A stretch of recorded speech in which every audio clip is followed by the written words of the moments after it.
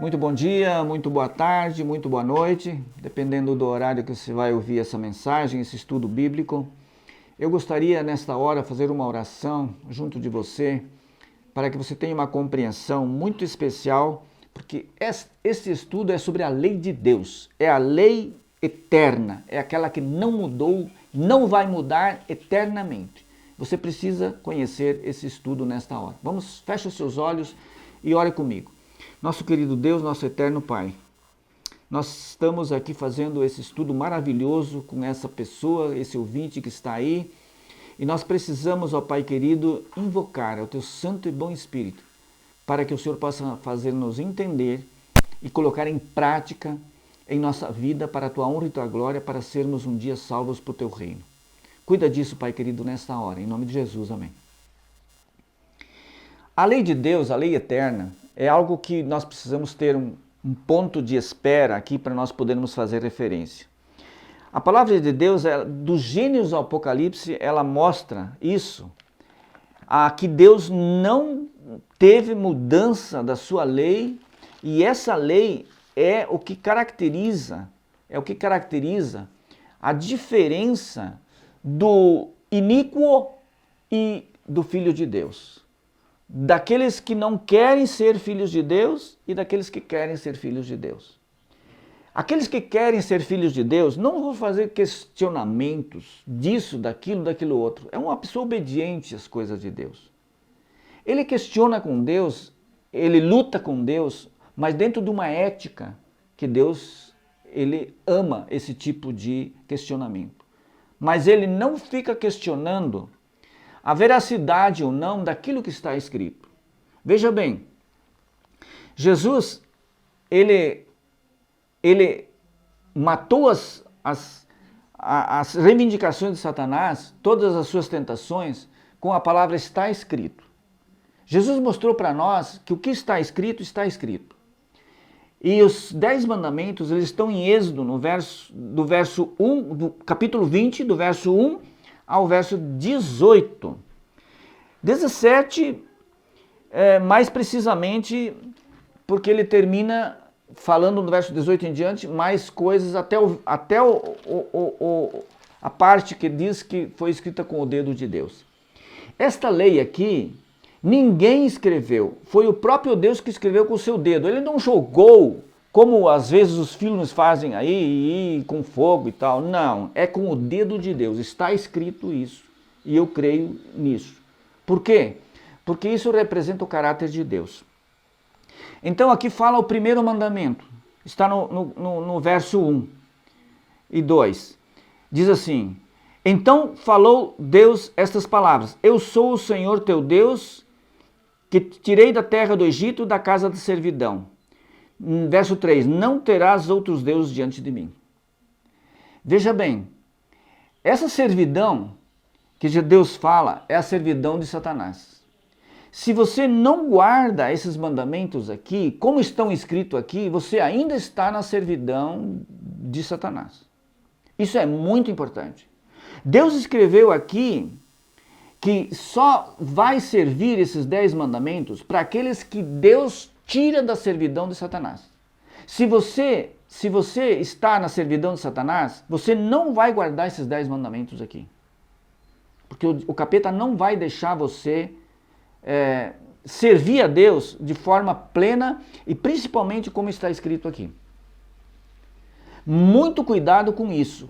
Veja bem que o ensejo dos mandamentos de Deus, ele diz que é para aqueles que saíram do Egito, da casa da servidão. A casa da servidão é aqueles que estão sob o jugo de Satanás.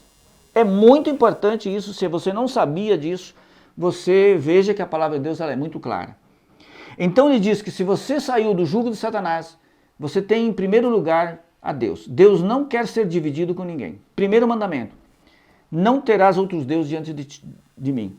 Segundo mandamento, você não, no verso 4, não farás para ti imagem de escultura, nem semelhança alguma do que há em cima dos céus, nem debaixo da terra, nem nas águas debaixo da terra. Não as adorarás, nem lhes darás culto, nem lhes dará nenhuma coisa para essas coisas, estátuas, coisas que tem por aí. Veja bem que o verso 4 e o verso 5 fala da adoração a imagens de escultura. E que muitas pessoas tiraram esse mandamento da lei de Deus. Coisa que Deus um dia vai pedir para prestar conta. Inclusive aqueles que aceitam isso. Muito importante. Depois ele diz que faz misericórdia até 1000 gerações daqueles que amam e guardam os mandamentos de Deus. Muito importante isso.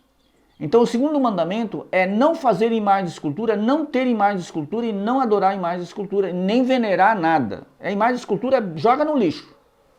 Terceiro mandamento, não tomarás o nome do Senhor teu Deus em vão. E não terá por inocente os que tomarem o nome de Deus em vão. Tem muita gente que fala o seguinte, está fazendo qualquer coisa, fala, ah meu Deus, ah isso, ah aquilo. Não faça isso, você está tomando o nome de Deus em vão. Deus tem um nome santo e ele não quer que ele seja invocado sem uma reverência, sem um estudo, sem uma oração. Você está entendendo? O nome de Deus, ele é muito santo para ser jogado a granel em qualquer lugar. Deus, ele se preserva o direito de não dar o ensejo do ser humano tomar o nome dele em vão. Muito importante isso que estou falando. É o terceiro mandamento. O quarto mandamento, lembra-te do dia de sábado para o santificar. E ele aqui diz, 6 dias trabalharás e farás toda a tua obra, mas o 7º dia é o sábado do Senhor teu Deus. Não é qualquer dia. Deus estabeleceu o 7º dia. E o 7º dia é o sábado. Não é sexta-feira, não é o domingo. O domingo é o primeiro dia da semana. Então é muito importante isso. E esses 4 mandamentos estão na primeira tábua, que é o amor a Deus. Veja bem que o resumo dos mandamentos é amar a Deus e amar ao próximo. Se você ama a Deus, você guarda esses 4 primeiros. Que é não ter outros deuses diante de ti, não fazer imagem, não adorar imagem, não ter imagem de escultura, não tomar o nome de Deus e guardar o sábado. Esses 4 mandamentos, Deus não abre mão. Esse é o amor a Deus. Agora vamos ao amor ao próximo. E no amor ao próximo ele já começa com um mandamento todo especial. Veja bem, diz aqui no verso 12, honra teu pai e tua mãe, para que se prolonguem os dias que sobre a terra o Senhor Deus te dá. Honra teu pai e tua mãe. Hoje em dia os pais não são mais honrados. Por quê? Porque os pais não educaram os filhos nesse mandamento aqui. A culpa muito desse processo que está aí, que os pais estão hoje desprezados e não são honrados, porque não lhes ensinaram e eles mesmos não têm o conhecimento disso. Agora, como esse estudo ele se propõe a falar toda a verdade, eu sou obrigado a falar toda a verdade. Então, o amor, a honra aos pais, que hoje estão sendo desprezados, e muitos deles encarcerados por aí, maltratados, é um mandamento da lei de Deus, do qual depende muito, principalmente do sucesso, em todos os sentidos, na vida dos filhos.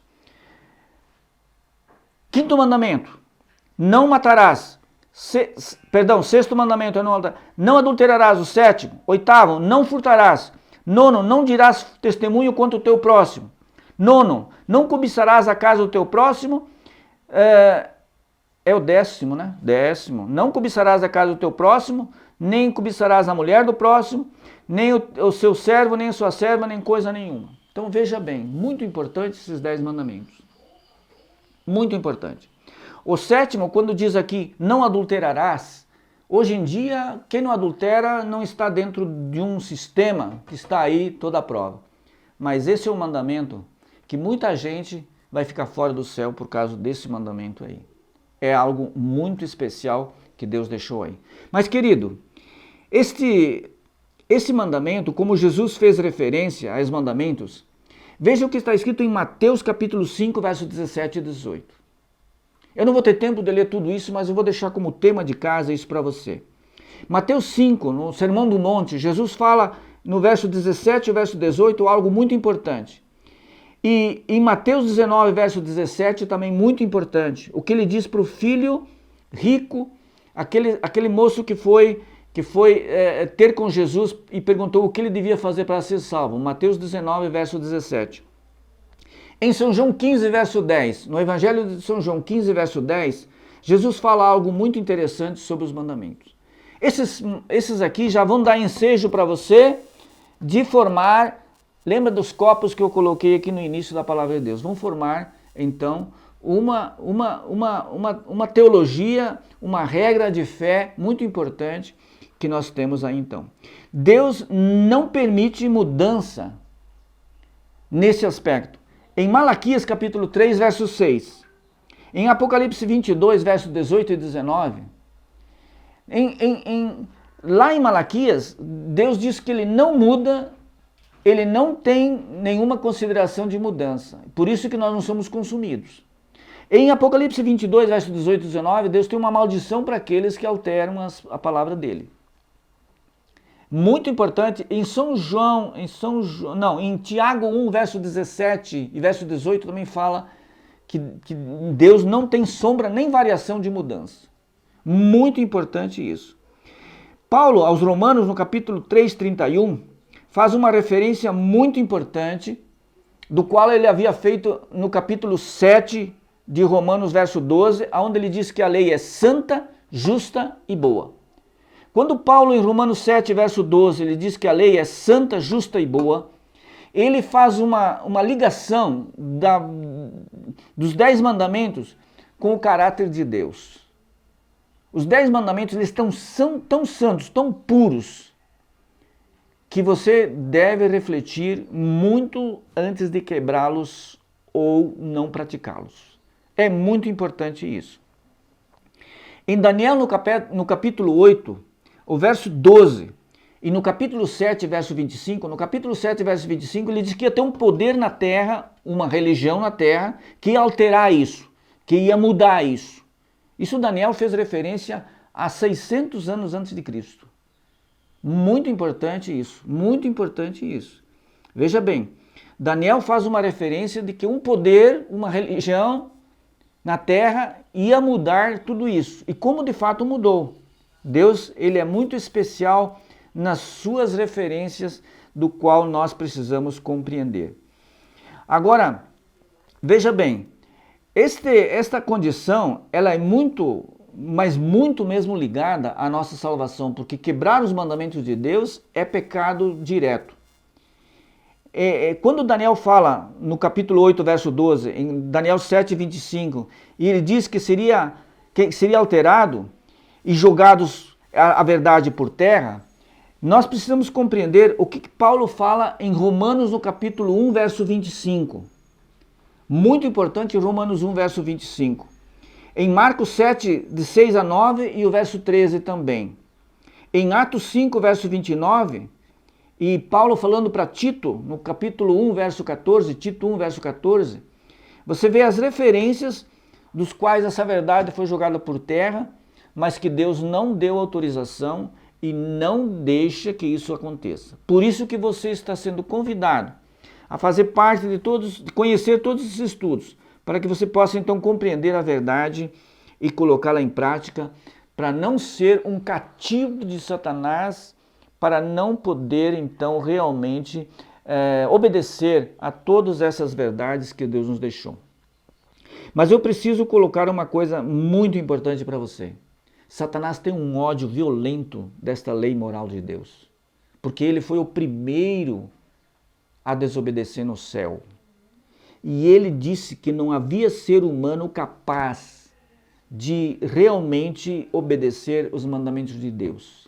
Jesus veio e por isso ele teceu uma vestimenta de justiça, porque ele viveu 30 e quase 33 anos e ele não quebrou nenhum mandamento. Jesus mostrou que é possível isso. E pelo poder do Evangelho, pelo poder do sangue de Jesus, ele te dá esse poder para que você também, com o teu cuidado, com o teu vigia, com a tua mente, você também pode guardar os mandamentos de Deus e não quebrá-los mais. Mas, por favor, confesse a Deus todos os pecados que você fez no quebrar essa lei. Peça para Jesus para ele te dar esse poder que o sangue dele tem, o Evangelho. Porque o Evangelho é Jesus tirando aquilo que tem de ruim em você e colocando dentro de você aquilo que ele tinha de bom.